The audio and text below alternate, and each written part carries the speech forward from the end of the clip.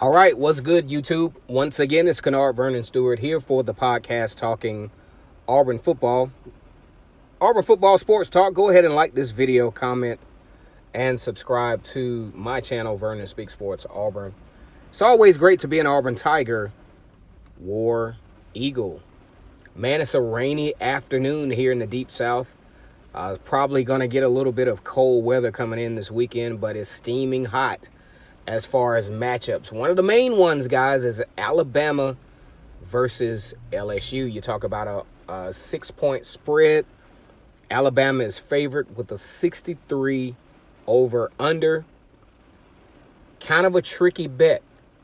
The reason why I think, this could be possibly a situation where neither team can go over, because I think that the team's defenses have had enough time to really dissect and to really look at film and really show, somewhat of a strategy as to how to slow one another down. Auburn definitely had a good blueprint as to how to take away some things from LSU. No, they didn't stop them. They didn't shut them down. I mean, LSU had 500-plus yards for crying out loud. But what Auburn was able to do was do what you got. You got to take away some stuff. You got to take away their tendency to do what they want to do. That's kind of like what Ole Miss did to Auburn.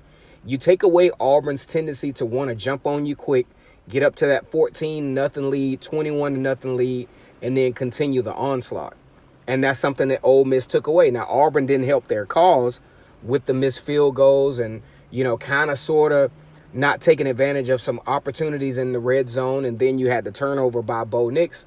Then you create a situation where it's an unnecessarily close game, which is why Auburn enters the initial college football playoff poll at number 11. I was a little disappointed by that because I thought if Auburn had a more dominant numerical score performance against Ole Miss, they could have actually climbed 2 spots, and that would have been one less week that they had to climb. If you're a 2-loss team, I believe you want to, and especially if you have the resume that Auburn could potentially have if they win out, you want to start out in this college football poll as a top 10 team, preferably number 9, because you have that leverage to somewhat move up, especially if you beat a Georgia team that should be coming off of a nice win over Missouri.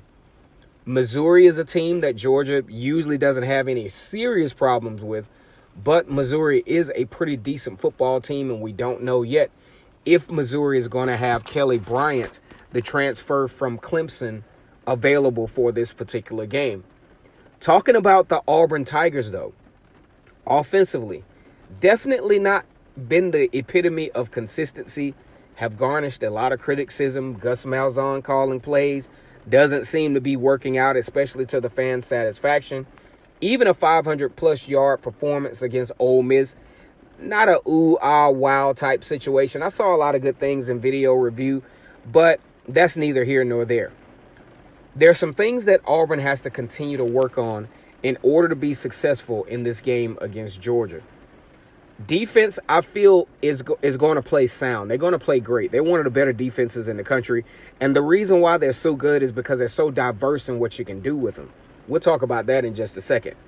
Now, offensively, I think there's going to be some guys that can really help to leverage this particular offense as you head into a game like Georgia. Number one, I really like J.J. Wilson. J.J. Wilson, a transfer out of Arkansas State.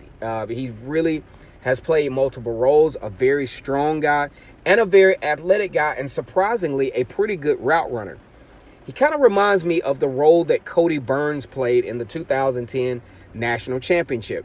That little seam route where he caught the ball in the National Championship game to score. Nobody was really suspecting Cody Burns to make that catch, but he made a very, very good play, found a crease, wide open, touchdown Auburn. Same way with J.J. Wilson. I saw a play that was kind of similar in the Ole Miss game. He missed the first one, but he actually caught the second one. It shows that they're trying to do those seam routes with J.J. Wilson because they're starting to see that he has a good ability to push downfield as far as a route runner goes. And he has relatively good hands as well, which I think could be very, very, very beneficial for the Auburn Tigers. I'm really looking forward to seeing how Auburn continues to incorporate J.J. Wilson in the offensive set. Two other guys that I've really always been impressed with, but it seems like they're finally getting back to being healthy. Not sure if you paid attention to the whole game, but I really like the burst that I'm seeing from Eli Stove. Eli Stove, if you remember, king of the jet sweep, has a great burst of speed, especially around the perimeter. Ability to make guys miss just straight out fast. Really like the fact that it seems like he wasn't as ginger on that knee as he had been a couple of weeks ago. I think that's why they kind of limited him a little bit. But he seemed to be getting really close to being back full steam against Ole Miss. And it's definitely beneficial that Auburn has a bye week so he continue to rest up and be full steam coming into the Georgia game. Because what I really like about what Eli Stove can do is when you start doing the RPO, Eli Stove is definitely one of the guys that you got to get to, because he can help you on the perimeter with the extended kind of option type deals. It's like, kind of like an option, wing T option, but you're throwing the ball in a screen-like manner, especially to a guy like Eli Stove, who can create a mismatch, especially with your Sam or Mike linebacker out in the flat. Really like the fact that he's back.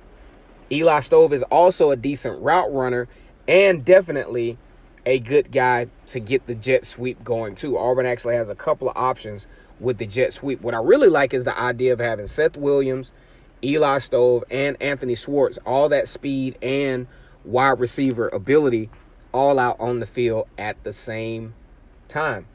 Another guy that I'm ecstatic that's back, got some reps in the Ole Miss game, is Will Hastings. Will Hastings has a lot of speed, and he's got a lot of sneaky speed, and he's short. And it's kind of hard to catch up with him, especially in addition to all the other receivers that are out there, so you can create some really interesting mismatches with him and definitely hit him on one of those dig post routes and, really catch Georgia napping. Now, don't get me wrong. Georgia's going to come in with one of the at least somewhat more talented secondary in the SEC, and they are going to challenge Bo Nix, freshman quarterback, with a lot of different looks, but it's going to be up to Bo Nix. Bo Nix is actually playing at home. You would assume that because of their, a much more, manageable place to play, because the crowd is kind of on your side. You probably won't have as many unforced errors in this particular game. So it gives Auburn an opportunity to be able to manage what they like to do. I also saw in the Ole Miss game where they did a good job of keeping personnel packages in so that they could continue to do the hurry-up, no-huddle offense. But I'm really looking forward to seeing these three guys make a difference, in addition to Seth Williams, in addition to Anthony Schwartz, and the emergence of DJ Williams. It's also thought that Boobie Whitlow will return to really help to potentially make this a dynamic offense, because I think Auburn is has a challenge on their hands. Auburn has done pretty well offensively against the middle tier or lower tier teams on their schedule. But when it comes to top 10 to the elite teams in their schedule, they haven't performed well at all offensively, especially freshman quarterback Bo Nix and the Auburn offensive line, especially with the unforced errors. All right, guys, go ahead and like this video, comment, and subscribe to the channel. As always, it's great to be an Auburn Tiger, War Eagle.